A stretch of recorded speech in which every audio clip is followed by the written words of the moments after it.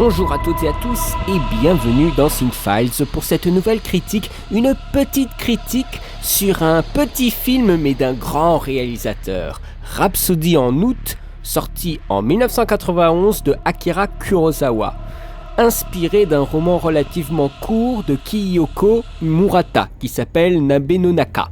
C'est un film avec Sachiko Murase et Richard Gere. Mais que fait-il ici? Nous le saurons très vite. C'est un film qui a coûté, à ce que j'ai lu, 10 millions de dollars. Je ne sais pas combien il a rapporté, mais je pense qu'il est entré dans ses frais. Il dure 1h40. Et qu'est-ce qui se passe pendant 1h40 dans ce film de Kurosawa? Eh bien, c'est une grand-mère, Kane, qui reçoit une lettre d'un frère dont elle ne se souvient pas, Suzushiro. Celui-ci aurait autrefois immigré à Hawaï et refait sa vie avec une américaine. Sur son lit de mort, ce frère demande à sa sœur cadette de venir le rejoindre avant qu'il ne soit trop tard. La grand-mère Kane hésite, et ses enfants s'imaginent alors qu'elle ne souhaite pas mettre les pieds sur un territoire américain. C'est le pitch de base pour cet avant-dernier film de Kurosawa. C'est un drame qui n'a pas forcément séduit tout le monde. Il y a eu des critiques mixtes et mitigées lors de sa sortie. J'ai entendu des critiques oui, Kurosawa se prend pour Ozu. Et il n'y a pas de mal à ça, j'ai envie de dire, parce qu'il ne s'agit pas à chaque fois de faire des films de fous. On a le droit aussi de faire des petits films aussi. Et j'ai eu cette impression parce que l'actrice qui joue la mamie, là, Sachiko Murase, eh bien, elle a joué aussi dans des classiques de Mizoguchi et de Naruse. Donc il y a un lien qu'on peut faire clairement en termes de film dramatique. Et celui-ci, c'est un petit film calme et intime comparé aux grandes fresques qu'il a pu nous présenter comme Ran ou Les 7 samouraïs. C'est très différent de ces grands récits où on pourrait presque parler d'une tranche de vie, mais qui est bien plus intelligente que ce que nous pouvons faire en tranche de vie en France. Ça c'est sûr, il est centré sur la mémoire de la bombe atomique, comme un crime de guerre. Et c'est très intéressant parce que ça commence sur un séjour d'été d'enfants. Voilà, c'est sympa, c'est bon enfant précisément, ils font des petits gags, ils se chamaillent entre eux. Et puis progressivement, nous allons en savoir davantage. Le film va revêtir un manteau dramatique. Et c'est extrêmement touchant. Quand on le regarde d'un seul coup, on voit complètement l'évolution. Parce que moi, je l'ai regardé en plusieurs parties. Parce que j'arrivais pas à tenir en fait un rythme. Parce que le film, il est très très lent. Enfin, il est très très lent. Le rythme est lent, les scènes durent longtemps, les prises durent longtemps. Et donc, il faut être prêt aussi pour regarder un film au rythme bien établi. Le début, on peut galérer. J'ai eu beaucoup de mal au début. Mais après, quand on commence à sentir qu'il y a autre chose derrière tout cela, eh bien, on va s'adapter. Et ça, c'est formidable. C'est une œuvre intimiste sur une réunion familiale autour de la figure de la matriarche. Donc, cette Kane ou Kane. Je dis Kane, mais c'est parce que je pense au catcheur. Je devrais plutôt dire Kane. La force du film est d'instaurer les relations familiales de façon subtile, par petites touches. C'est le but du film, c'est de resserrer les liens de la famille. L'histoire a quelque chose de naïf, mais parce qu'elle est d'abord présentée par des enfants. Et on suit complètement les enfants. Et un petit peu la grand-mère aussi. Et c'est par le prisme de leur regard qu'on rencontre le monde du film. Donc c'est plutôt subtil, c'est vraiment une autre façon de faire que chez nous. Non mais c'est incroyable de se rendre compte à quel point le drame peut être traité différemment en fonction des pays. Et en fonction des réalisateurs, n'en parlons même pas. Ici, vraiment, tout est lié par rapport aux enfants. Les enfants sont les pivots de l'histoire. Je pense pas qu'on puisse faire le même constat avec la grand-mère, puisque ce sont les enfants qui lient les personnes entre elles. On part, et c'est ça qui est génial, on part de la modernité et de la jeunesse des enfants, de leur rapport au monde, pour déterrer un passé dévoilé par l'ancêtre au contact de la jeunesse. Et ça, c'est complètement brillant dans les interactions des personnages et dans la façon dont le scénario se dévoile peu à peu. Vraiment, il y a le dévoilement de l'intrigue, le dévoilement du scénario. Bon, là, je vous le spoil comme ça, mais parce que j'ai envie d'en parler, sûrement que beaucoup d'entre vous ne le verront peut-être pas, n'auront pas envie de regarder un film comme ça, mais je vous invite quand même à le regarder parce que vous verrez l'évolution, et là il y a une vraie évolution des personnages qui se dévoilent de plus en plus, mais aussi une évolution dans le scénario. Avec un jeu d'acteurs, j'ai envie de dire japonais, très spécial. C'est toujours très difficile de faire jouer des enfants, mais c'est aussi toujours très difficile d'accepter, nous, occidentaux, un jeu qui est des fois très démonstratif. Bon, après, Kurosawa appuie beaucoup sur la symbolique, sur les discours de la grand-mère, c'est forcé je trouve, mais je pense que... Mais plutôt que forcé, je devrais dire peut-être didactique. Voilà, ça reste didactique au bout d'un moment, c'est assez clair. Les personnages sont très travaillés. Il y a le Richard Gere. Alors, le Richard Gere, c'est le rôle, si je me trompe pas, du neveu américain. Alors, c'est extrêmement rafraîchissant de voir Richard Gere, parce que des fois, je peux vous dire que j'ai un peu sombré dans l'ennui pendant un moment dans le film, et tout d'un coup, je vois Richard Gere. Et là, c'est formidable. Parce que ce mec, quand il arrive dans le film, il donne l'impression d'être une sorte de côté un peu exotique dans le film. C'est comme si vous mettez un film avec que des blancs, et tout d'un coup, vous avez une noire. C'est grossier ce que je dis, hein, mais c'est dans l'idée. Et la noire, dans un casting de blanc, est exotique. Et stimule un peu l'interaction personnage, on va dire. Et bien ici, c'est exactement la même chose. Vous avez que des japonais, partout. Et tout d'un coup, vous avez un blanc, et qui plus est, un blanc que vous connaissez de regard, que vous avez déjà vu dans d'autres films. Et ça, c'est formidable.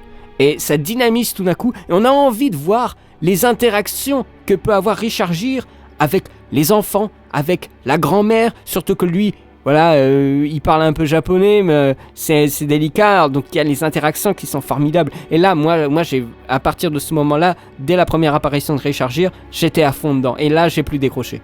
Mais vraiment plus du tout. Donc, voilà, Richard Gere redynamise le lien avec le spectateur occidental, bien entendu, et dynamise toutes les scènes avec les enfants, et avec les parents, la grand-mère. C'est vraiment une grande force du film, c'est d'avoir aussi pris un acteur que tout le monde connaît, Richard Gere c'est quand même quelqu'un qui est connu, pour jouer dans un de ses films. Passons à autre chose. Alors, bon, fait exceptionnel, ça paraît un peu dingue, le film est financé par les Japonais. Alors vous dites, mais c'est complètement con, Kurosawa il est japonais. Eh bien pour Kurosawa, le film est le premier film japonais depuis très longtemps à avoir été financé vraiment dans son pays. Parce qu'il y avait des échecs cuisants, tant publics que critiques, lors de sa sortie d'un film qui s'appelle Dodeskatden.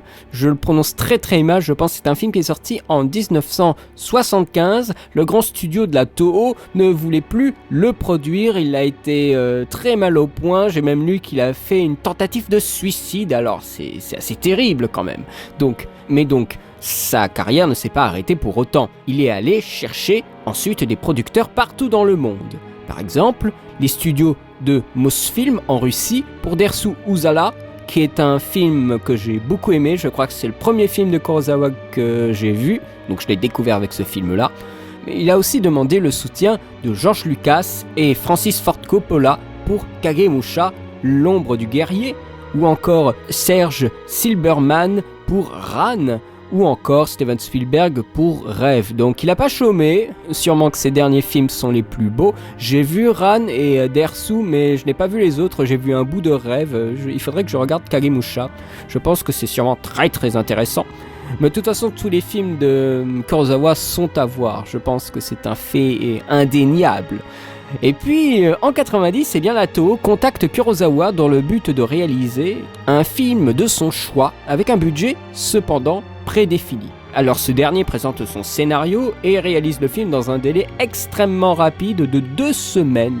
Ça c'est formidable. En même temps il n'y a pas des trucs de fou dans le film, hein. Avec dans les rôles titres la grande actrice japonaise et l'acteur américain Richard Gere que Kurosawa rencontra lors de la promotion au Japon de Pretty Woman. Kurosawa, il est allé voir Pretty Woman, il avait envie de voir Richard Gere. Mais je trouve ça formidable.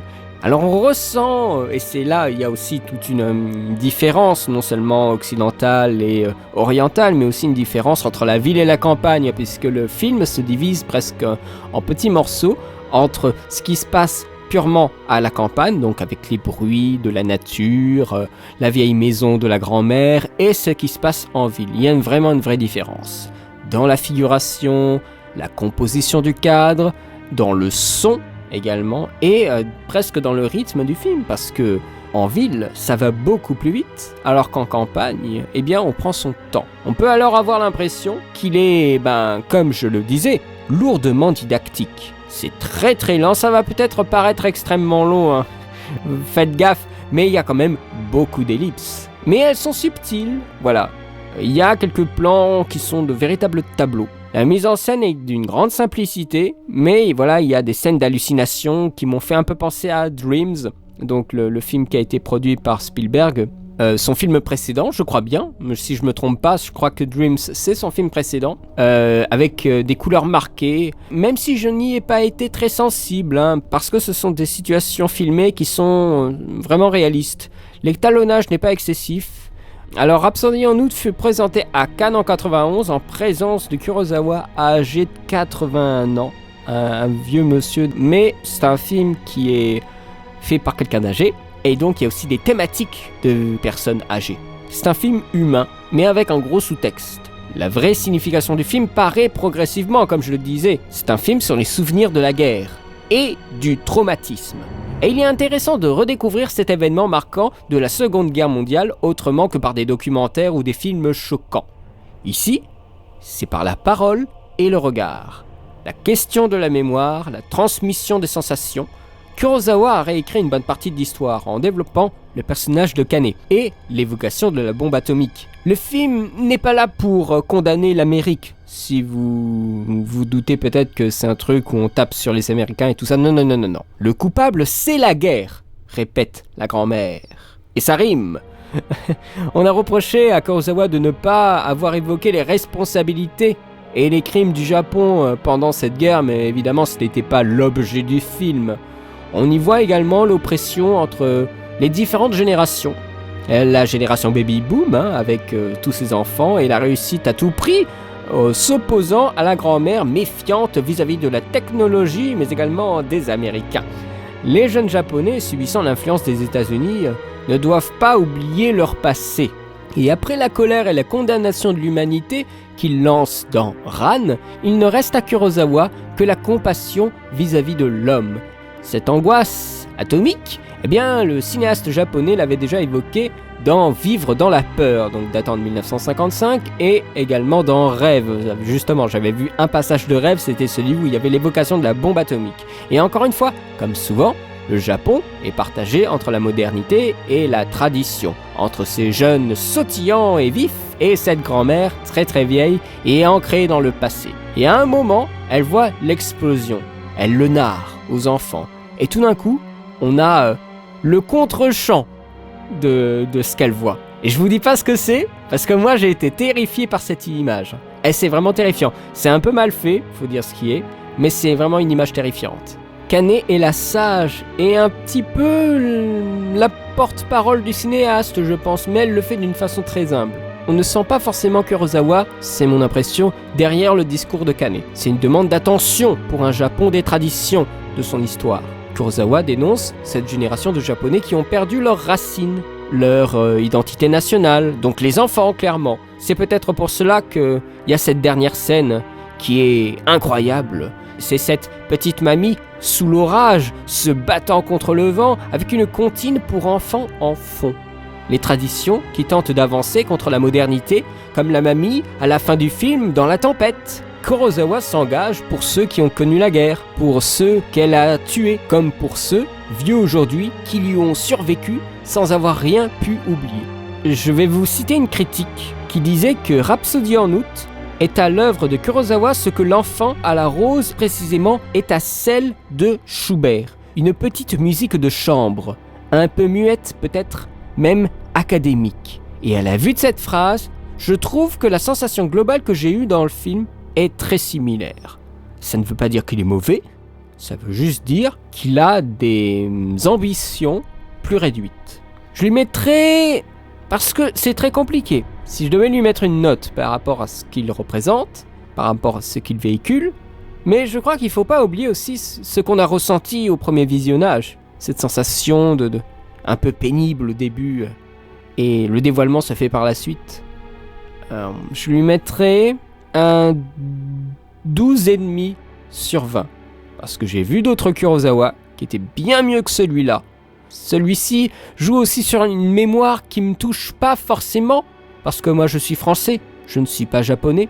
Je peux comprendre ce qu'il a essayé de dire, mais je ne pourrais pas être aussi engagé émotionnellement que l'ont été les Japonais quand ils ont vu ce film. Donc il est bien normal que la note soit un peu plus basse, sachant que j'avais vu Ran il y a quelques années, et Ran est vraiment exceptionnel. Mais je ne trouve pas le film très intéressant et je sais qu'il ne me marquera pas beaucoup. Mis à part cette image, ce contre-champ de la grand-mère. Je vous en dis pas plus, il faut regarder ce film pour savoir ce que c'est que ce contre-champ terrible. Je ne suis pas trop rentré dans le film. De même que dans la critique, je ne suis pas trop rentré dans le film. Je vous dis 2-3 informations comme ça. C'est une critique toute simple parce que je suis encore un tout petit peu malade. Voilà, j'ai attrapé froid ou je ne sais pas quoi. Et donc j'ai eu la voix très très affaiblie cette semaine. Et là ça commence à se remettre. Donc je voulais faire une critique posée. Une critique calme. Même si je sais que voilà, il y a beaucoup de gens sur la chaîne qui n'en ont rien à foutre d'un vieux film japonais avec des mémés, des enfants. Moi ça je le sais, moi je le vois sur les statistiques. Hein. N'essayez pas de me dire le contraire. Hein. Mais il faut bien penser, et ça je pense que vous le savez, ma chaîne elle n'est pas là pour faire du mainstream, elle est là pour vous parler de cinéma. Même si je peux pas parler de tout, il y a beaucoup de choses. Il y a encore plusieurs personnes qui m'ont dit « Ah, il faut que tu fasses des trucs sur Kubrick !» Ouais, moi j'ai fait une analyse de séquence sur Kubrick. C'est un tout petit machin, ne vous attendez vraiment pas à un truc de fou. J'ai fait sur le premier plan de Orange Mécanique, cette espèce de travelling arrière. J'ai juste fait ça, la vidéo elle dure 12 minutes. Si vous voulez, peut-être la semaine prochaine je pourrai la poster, il n'y a pas de souci, mais comme ça vous me lâcherez. Non mais vraiment là je suis un peu au ralenti, j'écris beaucoup de textes, mais je peux pas encore beaucoup enregistrer. Je vous livre cette vidéo, mais c'est incroyable ça, je devrais ralentir le rythme par semaine, mais je peux pas m'en empêcher. Voilà, parce que je sens que j'ai presque un devoir de le faire. Alors que je n'ai pas signé de contrat. Mais voilà. Soyez contents en tout cas que je continue à en faire. Mais à un moment, je peux vous dire, à un moment, il n'y aura plus rien dans le stock. Et là, il faudra attendre. Et vous devrez peut-être attendre très longtemps. Donc voilà. Je vous préviens, à un moment, là, depuis... Oh putain, ça fait tellement longtemps. Depuis que la chaîne existe, j'ai posté quasiment toutes les semaines. Presque. Il m'est arrivé quelques fois que j'avais rien prévu, ou que j'étais pas présent, ou devant mon ordi, ou des trucs comme ça. Mais là, depuis peut-être 2 ans, il y a quasiment du contenu toutes les semaines. Tous les 10 jours, maximum. C'est un truc de fou. Voilà. Je tenais quand même à vous le dire. Après, ce n'est pas parce que c'est en été qu'on ne doit plus rien faire. Mais je pense que cet été, vous aurez toujours du contenu toutes les semaines. Je vous remercie d'avoir vu cette vidéo. Voilà, si vous avez été intéressé, si vous avez des choses à dire sur le film, si vous l'avez vu, si vous avez vu d'autres Kurosawa. Je vous remercie de commenter la vidéo, n'hésitez surtout pas. Et quant à moi, je repars sur mes textes et mes analyses. Je vous souhaite une très bonne journée, une très bonne semaine et à très bientôt pour de nouvelles vidéos. Allez, salut!